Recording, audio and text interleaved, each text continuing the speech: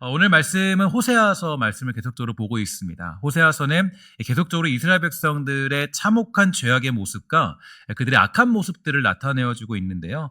그들의 모습이 얼마나 악했는지 선지서의 대부분이 심판에 관한 이야기로 가득하죠.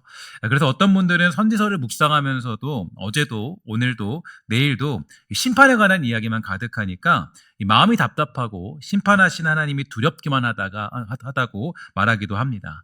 하지만 우리는 이 선지서를 통하여서 알아야 할 것이 한 가지 있는데요. 그것은 바로 우리를 향하신 하나님의 집요함과 각오이죠. 죄악을 반드시 드러내고 심판하시겠다라는 각오가 아니라 우리들을 거룩한 존재로 만들어내고자 하시는 하나님의 집요함, 이 집요함이 바로 하나님의 어떤 그런 모습이라고 얘기할 수 있는데요. 이 하나님의 결단이 무서운 것은 하나님 스스로 이 땅 앞에서 이 수치와 수모를 당해야 되기 때문입니다. 그러니까 이 창조주이신 하나님께서 이 세상의 거짓된 신들 앞에 끌려가야 되고 또한 이 자신이 지은 피조물들에게 망신을 당해야 되는 수치와 수모가 바로 선지서를 통해서 나타나 있다는 것입니다. 그래서 선지서의 내용 하나하나가 굉장히 깜짝 놀랄 수밖에 없는 것은 이 하나님이 우리를 얼마나 사랑하시는지, 우리를 향한 하나님의 의지가 얼마나 대단한 것인지를 알게 되기 때문이겠죠. 하나님은 우리들이 스스로 자초했던 죄의 문제를 인간들에게 떠넘기지 않으시고 스스로 계신 하나님께서 이방 민족들에게 망하기로 작정하신 것을 볼 수가 있게 되는데요. 자신의 백성들을 구원하시기 위해서 그런 일들을 행하시는 것을 볼 수가 있게 됩니다. 심지어 이방 민족들이 이스라엘을 점령하면서 가장 먼저 하는 짓은 어떤 짓이냐? 이 성전을 짓밟고 부수는 일이라고 할 수 있는데요. 얼마나 하나님이 자존심 상하고 답답한 일이라고 얘기할 수 있을까요? 그러나 하나님은 죄악의 현장에서 우리들의 문제를 해결하는 것이 가장 중요한 일이었습니다. 그래서 선지서에 나타난 하나님의 심판은 이스라엘 백성들의 고난과 아픔의 현장이 아니라 하나님이 직접 당해내셔야만 할 비극의 현장이라고 얘기할 수가 있겠죠. 이 비극의 현장을 선고하시는 하나님이 호세아 선지서에서는 아주 잘 나타나고 있습니다. 이런 사실을 묵상하면서 떠올랐던 말씀이 있는데요. 시편 8편의 내용이 떠올랐어요. 4절을 보니까 이렇게 되어 있더라고요. 우리 함께 다 같이 읽도록 하겠습니다. 시작. 사람이 무엇이기에 주께서 그를 생각하시며 인자가 무엇이기에 주께서 그를 돌보시나이까. 아멘. 이 말이 좀 가슴 깊이 박히는 그런 한 주를 보냈던 것 같은데요. 도대체 우리가 어떤 존재길래 또 이런 절절한 사랑을 받고 있는가? 자신이 그렇게 비참한 자리까지 가시면서 이러한 일을 행하는 이유에 대해서 히브리서 12장 10절부터 11절에 보니까 이렇게 나타나 있습니다. 쉬운 성경으로 보면 이렇게 되어 있죠. 이 땅에서의 아버지는 그들이 가장 좋다고 생각하는 대로 우리를 벌합니다. 그러나 하나님께서는 우리가 그분의 거룩하심을 닮게 하기 위해서 벌하십니다. 훈계를 받는 바로 그때에는 즐거움이 없고 고통스럽습니다. 그러나 후에 그 훈계 때문에 더 나은 사람이 된다면 우리에게 평안이 있을 것입니다. 왜냐하면 우리가 올바른 길 안에서 살아가게 되었기 때문입니다. 하나님은 우리의 완전한 아버지 되시기 때문에 절대로 우리가 타락하고 무너지는 걸 타협할 수 없다라는 것이 드러나 있습니다. 그래야 우리가 올바른 길 안에서 평안을 누리며 살아가기 때문일 텐데요. 이 많은 사람들이 예수 믿고 고난이나 어려움이 찾아오게 되면 이상하게 생각할 때가 많이 있게 되죠. 왜 내가 예수 잘 믿고 잘 섬기고 있는데 문제가 있고 고난이 있고 어려움과 고통이 우리에게 찾아오는 걸까? 내가 예수를 잘 믿고 있는데 불구하고 여전히 나에게 어려움이 오는 이유는 어떤 것일까? 그런 생각들을 많이 할 때가 있게 됩니다. 그러나 나에게 찾아오는 고난과 문제들은 오히려 우리가 하나님의 자녀라는 증거가 되고요. 이 아버지께서 올바른 길로 인도하심을 확인하는 자리가 될 수 있다라는 것입니다. 하나님이 이스라엘 백성들에게 이루시고 행하시고 키우시고 먹이신 것을 한번 생각해 봅시다. 그들을 애굽에서 끌어내셔서 사람답게 만드시고요. 노예에서 끌어내서 땅을 경작하는 사람으로 만드신 하나님. 죄의 구덩이에 빠져 살던 우리를 위해서 이 자기 아들이 세상의 사람들과 권력과 무력 앞에 십자가를 지도록 만드시는 하나님. 그 하나님의 사랑은 결코 우리를 망하게 만드는 사랑이 아니라는 거죠. 그럼에도 우리는 불평하고 원망하고 또한 실망하게 됩니다. 우리는 하나님이 베푸시는 은혜는 굉장히 쉽게 망각할 때가 많이 있게 되죠. 현상과 상황만 보고 불평하고 원망하지만 하나님은 한 번도 우리를 실망시킨 적이 없으시고 한 번도 우리를 떠난 적이 없다라는 것입니다.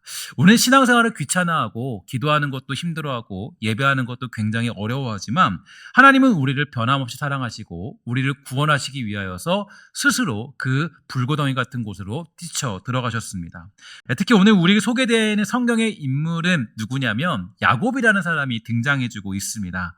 하나님은 특별히 이스라엘의 조상 야곱을 인용해서 그 당시 북이스라엘과 남유다의 패역한 상태를 가르쳐주고 계신데요. 이 당시에 그들은 야곱이 자신들의 조상이라고 교만히 자랑하면서 이 자신들의 힘과 재능으로 이 택함 받은 것처럼 행하였고 이 자기들은 하나님의 보호하심을 받을 만한 사람들이라고 생각하는 모습을 가지고 있었습니다. 그러나 야곱은 출생하기 이전부터 이제 하나님의 계획과 섭리 가운데 이미 택정함을 받은 명확한 사람임이 분명히 드러나고 있죠. 더군다나 오늘 본문 3절과 4절을 보면 이렇게 얘기해주고 있습니다. 야곱은 이 모태에서 그의 형의 발 뒤꿈치를 잡았고 또 힘으로는 하나님과 겨루되 천사와 겨루어 이기고 울며 그에게 간구하였으며 하나님은 베델에서 그를 만나셨고 거기에서 우리에게 말씀하셨다라고 그렇게 가르쳐주고 있는데 야곱이라는 이름은 그러니까 어떤 이름이냐, 이 발 뒤꿈치를 잡았다라는 뜻을 가지고 있고요. 의역해 보면 남의 것을 빼앗는 약탈자다라는 의미를 가지고 있는 사람이 바로 야곱이었습니다. 또 4절에 보면 이 천사와 겨루어 이기고 울면서 그에게 간구했다라고 되어져 있는데요. 이 구절의 배경은 바로 야복 나루터를 의미해주고 있죠. 야곱은 파출항으로 인해서 형 에서에게서 이 장자의 명분을 어머니와 짜고 아버지를 속여서 장자의 복을 받아내는 그런 인물이었습니다. 약탈자의 모습을 그대로 가지고 있는 거죠. 그래서 자기가 원하는 것은 그대로 취해가지고 빼앗아 버리는 모습이 바로 이 야곱이라는 인물의 특징이었습니다.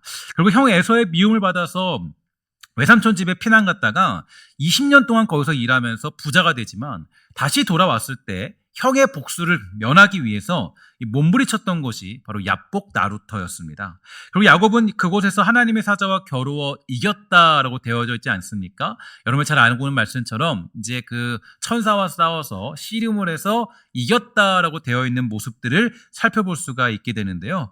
근데 여기서 보면은 이 이겼다는 말이요, 여러분들이 봤을 때는 좀 좋은 의미로 사용되지만 사실은 절대로 이게 좋은 의미가 아님을 우리는 기억할 필요가 있는 거예요. 우리는 보통 그래서 야, 기도할 일 있으면 야곱처럼 그렇게 막 매달라 봐라, 뭐 겨루어 봐라 라고 얘기하는 것을 보고 있는데 절대로 좋은 의미가 아닙니다. 만약에 이 겨루어 싸워 이겼다라고 했을 때 이게 좋은 의미라면 천사가 그의 환도뼈를 치는 일이 생겼을까요? 생기지 않았겠죠. 환도뼈라는 것은 허벅지뼈인데 이 허벅지뼈를 딱 치면은 부러지면 이게 허벅지뼈가 댕강 부러진 겁니다. 그러니까 천사가 이제 이 야곱과 싸워 겨루다가 야곱이 이기니까 화가 나가지고 이 환도뼈를 빡 쳤다 그러면은 뭐 하나님이 이상한 거잖아요. 그죠? 아니 왜 이게 말이 되냐 생각할 수 있잖아요. 그러니까 사실은 천사가 더군다나 환도뼈를 쳤을 때 이 야곱이 절름발이가 되었다라고 얘기하는데, 아니 기도해서 이겼더니 치사하게 이거 뭐 이렇게 환도뼈를 부러뜨려 버리면 이거 도대체 무슨 얘기냐라고 할 수 있잖아요. 근데 이게 뭔가 보면은 이게 어떤 얘기냐면 이런 얘기예요. 그러니까 야곱이 야복 나루터에서까지 와서 그러니까 형 에서를 만나는 그 장면까지 와서도 여전히 약탈자의 모습을 버리지 않았다라는 의미가 되는 거죠. 그러니까 여전히 뭔가 자신을 얻기 위해서 자기 멋대로 뭔가 하나님의 능력을 끌어다가 뭔가를 해내기 위해서 그래서 이 환도뼈를 치는 모습은 그의 고집을 꺾어버린 겁니다. 그러니까 하나님이 그 이제 야곱이 가졌던 약탈자의 모습을 꺾어버리죠. 그리고 이제 그의 이름이 바뀌게 되잖아요. 이 얘기는 뭐냐면, 그러니까 그래서 4절에서 보면은 야곱이 이겼다라는 의미는 그가 하나님의 뜻과 목적과 섭리를 끝까지 인정하지 않았던 존재였다라는 것을 의미합니다. 그러니까 이제 끝까지 주님과의 그 거리, 그러니까 이제 그 관계 속에서도 자신의 의지와 생각들을 꺾지 않았던 그 야곱의 모습들, 그러니까 끝까지 하나님의 말씀을 듣지 않았던 고집스러운 인물이 바로 야곱이었다라는 것을 성경은 표현해주고 있는 거고요. 그리고 그러한 뜻이 뭐냐? 바로 이스라엘이라는 이름의 뜻 안에 속하져 있는 거죠. 오늘 우리가 보고 있는 북왕조 이스라엘도 지금 야곱과 같은 현실에 놓여 있는데요. 특히 야곱은 이 장자권을 얻기 위해서 계략을 쓰고 열심히 노력하고 성취하여서 레아와 라헬을 얻게 되었습니다. 그리고 삼촌 라반의 재산도 얻고자 하니까 얻었던 인물이죠. 물론 열심히 노력하고 뭔가 일을 해서 얻은 것이 뭐가 문제냐라고 물을 수도 있겠지만 야곱은 그것을 얻기 위한 목적으로 모든 수단과 방법을 가리지 않았던 약탈자의 모습을 그대로 가지고 있는 사람입니다. 이스라엘도 마찬가지예요. 그들이 우상을 섬겼던 이유도 똑같은데요. 우상을 섬기는 이유가 뭐라고 생각하십니까? 그럼 우상을 왜 섬길까요? 이스라엘 백성들이 하나님을 섬김에도 불구하고 같이 혼합하여서 그 우상을 섬겼던 이유가 어디 있냐면 우상을 섬기면 자신들이 목표했던 것들과 보이는 것을 얻을 수 있을 것이라고 생각했기 때문입니다. 그러니까 이제 하나님을 섬기면 하나님의 특징을 잘 알잖아요. 하나님은 내가 원하는 대로 모든 일을 행하지 않지만 우상은 내가 원하는 걸 들어주는 거예요. 때로는 여러분 우리가 자녀가 우상이 된다는 것도 이게 똑같은 얘기인데 그러니까 자녀를 통해서 우리가 내가 원하는 걸 성취하려고 할 때도 있잖아요. 그게 그러니까 사실 우상과 똑같은 겁니다. 그래서 사실 이 우상을 섬긴다라는 것이 그러니까 왜 섬겼냐면 자기가 원하는 거를 이루는 것을 목표로 두기 때문에 이게 우상을 섬기는 이유가 거기 있는 겁니다. 그래서 이 자신들이 목표했던 것을 얻을 수 있을 것처럼 생각했다라고 볼 수 있는데요. 그래서 오늘 본문에서 보면은 선지자 호세아는 너희들이 지금 하고 있는 모습은 이미 야곱이 다 했던 행위다라고 생각해 볼 수 있는 것입니다. 그러나 오늘 본문은 여기서 그치지 않아요. 야곱의 이야기를 하면서 한 가지를 더 이야기를 해주고 있죠. 어떤 얘기냐면 바로 베델에서 벌어진 사건입니다. 바로 하나님은 베델에서 그를 만나셨고 우리에게 말씀하셨다라는 의미가 담겨져 있는데 물론 이 베델의 사건은 이제 야복 나루토의 사건보다 먼저 있던 일입니다. 그러나 오늘 본문에서는 베델의 사건을 야복 나루토 사건보다 후에 언급해주고 있죠. 야곱은 형 에서를 피하여서 외삼촌 집으로 가는 길에 베델에서 돌베개를 하고 자다가 하나님을 만나고 하나님께서는 아브라함에게 하셨던 약속을 근거로 해서 야곱에게 축복을 해주는데 창세기 28장 15절에 보면 이런 축복을 받게 됩니다. 함께 있습니다. 시작. 내가 너와 함께 있어 내가 어디로 가든지 너를 지키며 너를 이끌어 이 땅으로 돌아오게 할지라. 내가 내게 허락한 것을 다 이루기까지 너를 떠나지 아니하리라 하신지라. 아멘. 야곱을 향한 이 말씀은 곧 저와 여러분 또 우리를 향한 하나님의 의지이며 결연이며 각오라고 얘기할 수 있습니다. 하나님의 집요함이 여기 드러나고 있는데요. 하나님은 우리를 버리지 않는다. 절대로 우리를 버리지 않는다라는 그런 말씀이 여기에 남아있죠. 하나님은 야곱의 조건이나 신분과 능력 때문이 아니라 그를 지키시고 끝까지 함께 하시다고 약속하신 것은 하나님의 사랑과 그분의 섭리와 계획 속에 스스로 결정하셔서 택한 백성들을 반드시 지키며 포기하지 않겠다라고 약속하신 것을 볼 수가 있게 됩니다. 물론 그렇다고 해서 하나님이 우리들을 전혀 염두에 두지 않고 자기 마음대로 뭔가 일을 행하시는 분은 아니십니다. 우리가 하나님의 자녀로서 순복하며 하나님 자신의 뜻을 쫓아 결단하는 거룩한 백성으로 살아가기로 다짐할 때까지 하나님은 우리와 씨름하는 분이라는 거예요. 그 씨름 속에서 때로는 우리가 욕심 부릴 때도 있죠. 죄를 지을 때도 있습니다. 어쩔 때는 하나님의 뜻에 순종하여서 뭔가 하나님의 은혜의 방편들을 이룰 때도 있지만 중요한 것은 그 모든 사건들로 인하여서 하나님은 자신의 뜻을 굽히지 아니하시고 자기 뜻을 우리를 통하여서 반드시 이루어 내신다라는 거예요. 여러분과 저의 못남이 있고 부족함이 있고 연약함이 있다고 해서 우리들을 포기하지 아니하시고 여전히 그 일을 이루시는 하나님, 끝까지 우리와 함께 하시는 하나님, 그러니까 끝까지 하나님의 집요함이 우리에게 있는 거죠. 그러니까 하나님은 포기하지 않는다. 이 얘기는 우리를 어쨌든지 간에 하나님의 능력대로 하나님의 방법대로 변화시키는 그날이 있다라는 거예요. 그러니까 야곱을 보면 야곱이 환도뼈가 부러지잖아요. 이건 사실 되게 슬픈 일입니다. 그러니까 그 이후에는 다 절름발이로 살아요. 근데 되게 슬픈 일이에요. 근데 하나님의 의지가 그만큼 강하다라는 거예요. 하나님 우리를 사랑해서 변화시키고자 하는 그 의지는 그 환도뼈를 부러뜨릴 때까지 그렇게 해서라도 우리를 변화시켜서 거룩한 백성으로 삼고자 하시는 하나님의 은혜가 그게 우리를 여전히 추격하고 있다는 것을 우리는 생각해 볼 수 있는 것입니다. 우리가 살아가는 인생을 뒤돌아보면 하나님의 그 사랑이 계속적으로 추격해오죠. 계속 추격해와요. 우린 도망갑니다. 도망가고 내 뜻대로 내 마음대로 내 하고 싶은 대로 살려고 막 도망쳐요. 도망치고 내가 하고 싶은 대로 막 살합니다. 그러나 하나님의 그 사랑은 끝까지 집요하게 우리를 추격하셔서 결국 우리가 하나님의 자녀답게 거룩한 주의 백성답게 살아가도록 주님은 우리를 포기하지 않는다라는 거예요. 이게 우리가 믿고 있는 하나님의 사랑이에요. 하나님의 사랑은 이게 우리가 때로는 이 하나님의 뭐 심판이 무섭고 하나님의 어떤 능력이 무섭다라고 얘기할 수 있는데 정말 무서운 것은 포기하지 않는 하나님의 사랑이라는 거예요. 정말. 하나님의 사랑은 멈춤이 없다. 계속적으로 추격해오고 우리를 계속적으로 쫓아오시는 하나님. 하나님의 의지는 강렬합니다. 하나님의 의지는 집요해요. 자기 자신이 스스로 세우신 뜻과 계획, 그 사랑을 이루어내시기 위한 약속을 지키기 위해서 결코 우리를 포기하지 않는 분이시다. 그분이 어떤 방식으로 자기의 뜻을 이루어내실지는 몰라요. 알 수 없죠. 하지만 저와 여러분들에게 한 가지 확실한 방법이 하나 있다면, 확실한 것이 있다면 베델에서 야곱에게 하신 그 약속은 언제나 우리 인생 가운데 유효하다는 거예요.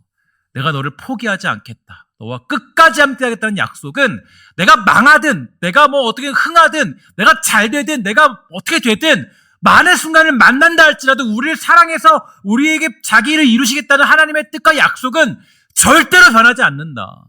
그게 우리가 믿고 있는 믿음입니다.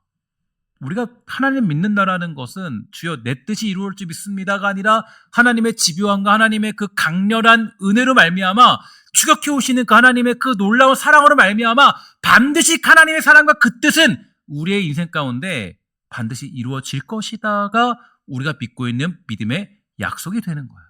그러니까 우리의 믿음이 무엇을 자랑할 것이냐? 굉장히 중요한 질문이죠. 3번이나 이방 나라의 총리가 되었던 다니엘을 한번 기억해 봅시다. 다니엘은 포로로 잡혀간 인물에 불과했어요. 그가 뭐 대단한 인물이라고 우리는 알고 있지만 실제로 그는 그냥 바벨론 포로로 잡혀갔던 인물 중에 한 명이었습니다. 그러나 하나님은 아무런 힘도 없는 다니엘과 그 친구들과 여전히 함께 하셨죠. 그 다니엘서를 보면요. 다니엘의 세 친구들이 풀무불에 던져졌을 때 그들과 함께 했던 사람이 있었다라고 그렇게 성경은 얘기해주고 있습니다. 또 다니엘이 사자굴에 갇혔을 때도 사자들은 다니엘을 공격할 수 없었어요. 왜 그랬습니까?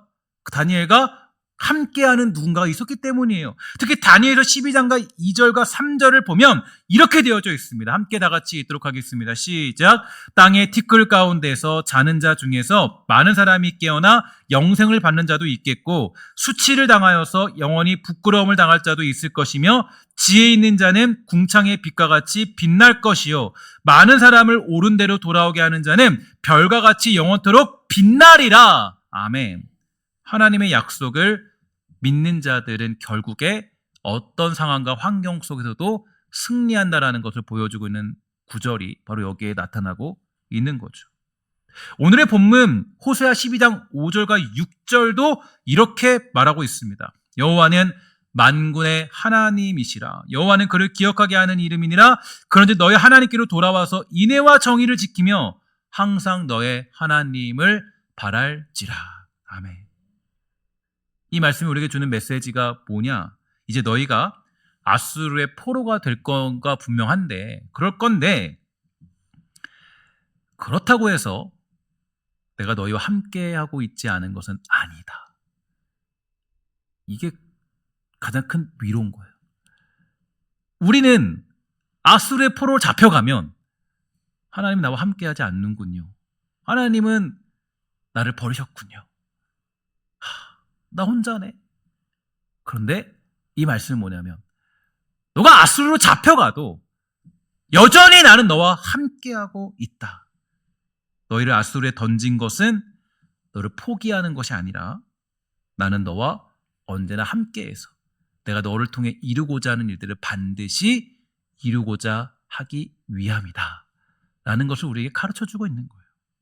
너와 함께 그 길을 걸어갈 것이고 너와 함께하는 너희는 나와 함께하는 너희는 그곳에서도 어떻게 살아야 되느냐? 그러니까 너가 나와 함께하기 때문에 잊어버리지 말아야 될 것은 함께함이 사라진 것이 아니기 때문에 여전히 거기서도 어떻게 살라 그래요? 인애와 정의를 가지고 살아야 된다. 왜냐? 너는 나와 함께하는 존재이기 때문에. 이게 바로 주님 메시지예요. 자기의 약속을 이루시고 여전히 우리와 함께 하신 하나님의 사랑과 의지가 그 강렬한 집요함이 바로 십자가의 사건 가운데 절정을 이루게 되는 거죠. 하나님이신 그분께서 똑같죠. 호세아서 똑같아요. 인간의 몸으로 이 땅에 오심으로 수치를 당하십니다. 성전을 가지고 있는 이스라엘 백성들이 포로로 잡혀가는 것 똑같습니다. 똑같은 현상이에요. 성전을 다 짓밟아 버리니까. 예수님이 곧 우리의 그 생명 아니겠습니까? 예수님이 근데 십자가 지세요. 수많은 사람들에게 거침없는 모욕을 당하죠. 그리고 당시에 가장 흉악한 죄인으로 분류되어서 십자가의 처형을 받으셨습니다. 그 이유는 야곱과 같은 우리, 약탈자 같은 우리, 그 우리를 변화시키고 우리를 거룩한 백성으로 삼게 하시기 위해서. 그 이유가 딱 하나의 이유입니다. 바울은 이 땅 앞에서 세상 가운데 이렇게 얘기했습니다. 무명한 자 같으나 유명한 자요, 죽은 자 같으나 보라 우리가 살아있고, 징계를 받는 자 같으나 죽임당하지 아니하고, 근심하는 자 같으나 항상 기뻐하고, 가난한 자 같으나 많은 사람을 부유하게 하고. 다 같이 마지막 읽습니다. 시작. 아무것도 없는 자 같으나 모든 것을 가진 자로다. 아멘. 정말 모든 걸 다 가졌을까요? 이 바울이 얘기하는 모든 것은 무엇이냐면, 나를 끝까지 포기하지 아니하시고 여전히 내가 지금 볼품이 없으나, 지금 내가 감옥에 갇혀 있으나, 내가 지금 정말 죄인의 신분에 있으나 여전히 추격해 오시는 하나님의 사랑을 가진 자로서 난 모든 것을 가진 자로다. 이게 사도 바울의 자랑이었다는 거예요. 요즘 시대의 교회와 요즘 시대의 그리스도인들은 이 자랑의 기쁨과 이 근간이 사라진 시대입니다.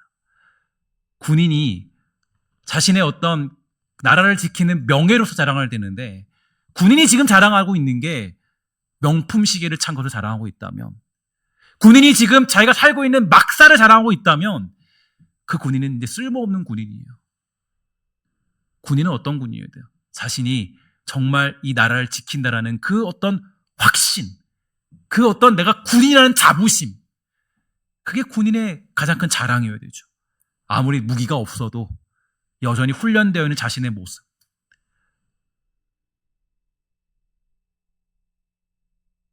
우리가 때로는 무명한 자 같이 보이면 어떻습니까?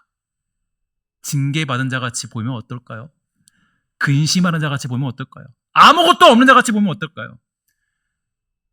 임마누엘의 하나님이 우리와 여전히 함께 하시는데, 여러분, 여러분과 저의 인생은 결코 망할 수 없습니다. 세상에 남길 것 하나 없어도 여러분들이 때로는 남긴 거 없어도 괜찮아요. 대단한 재산을 남기지 않아도 괜찮아요. 그래도 우리 인생은 예수님의 십자가가 우리에게 스티그마로, 즉 흔적으로 남아있는 그 누구도 따라올 수 없는 가장 귀하고 값진 인생임을 잊지 마시고, 여러분들 삶 가운데 하나님의 사랑을 마음껏 자랑하는 복되고 아름다운 성도의 즐거움이 여러분들과 우리들에게 회복되기를 주의 이름으로 간절히 부탁을 드리겠습니다. 이 사랑이 있을 때 넉넉하게 나에게 주시는 인생을 해석할 수 있고, 나에게 주시는 삶을 우리가 정말 기쁨으로 받아들일 수 있게 되는 줄 믿습니다. 그런 사랑이 회복되는 한 달 되기를 주의 이름으로 간절히 부탁을 드립니다.